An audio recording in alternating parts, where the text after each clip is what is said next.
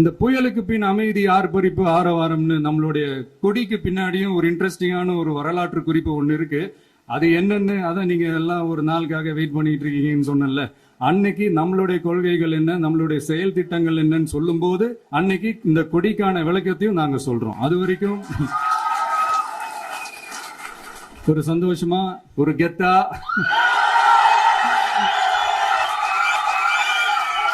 நம்ம இதை ஏத்தி கொண்டாடுவோம். இது வெறும் நம்மளுடைய ஒரு கட்சிக்கான கொடியா மட்டும் இதை நான் பார்க்கலைங்க. தமிழ்நாட்டோட வருங்கால தலைமுறைக்கான ஒரு வெற்றிக்கான ஒரு கொடியா தான் நான் பார்க்கிறேன். இது உங்க இல்லத்துல உங்க உள்ளத்துல நான் சொல்லாமலே நீங்க ஏத்துவீங்கன்றது எனக்கு நல்லா தெரியும்.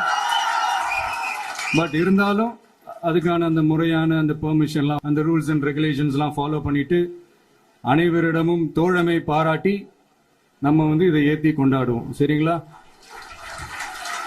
அது வரைக்கும் கான்பிடண்டா இருங்க. நல்லதே நடக்கும். வெற்றி நிச்சயம். மீண்டும் சந்திக்கும் வரை நன்றி, வணக்கம்.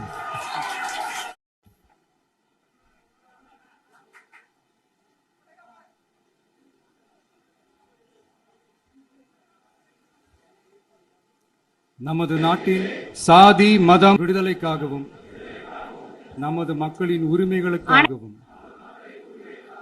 தமிழ் மண்ணில் இருந்து தீரத்துடன் போராடி உயிர் நீத்த எண்ணற்ற வீரர்களின் தியாகத்தை எப்போதும் போற்றுவேன். நமது அன்னை தமிழ் மொழியை காக்க உயிர் தியாகம் செய்த மொழிப்போர் தியாகிகளின் இலக்கை நிறைவேற்றும் வகையில் தொடர்ந்து பாடுபடுவேன். இந்திய அரசியலமைப்பு சட்டத்தின் மீதும்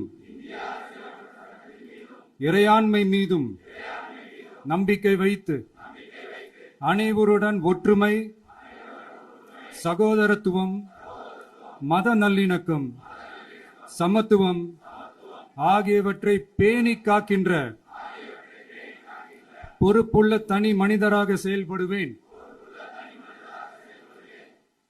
மக்களாட்சி, மதச்சார்பின்மை, சமூக நீதி பாதையில் பயணித்து என்றேன். சாதி மதம் பாலினம் பிறந்த இடம் ஆகியவற்றில் பெயரில் உள்ள வேற்றுமைகளை களைந்து மக்களிடையே விழிப்புணர்வை ஏற்படுத்தி அனைவருக்கும் சம வாய்ப்பு, சம உரிமை கிடைக்க பாடுபடுவேன். பிறப்புக்கும் எல்லா உயிர்க்கும் என்ற சமத்துவ கொள்கையை கடைபிடிப்பேன் என்று உளமாற உறுதி கூறுகின்றேன்.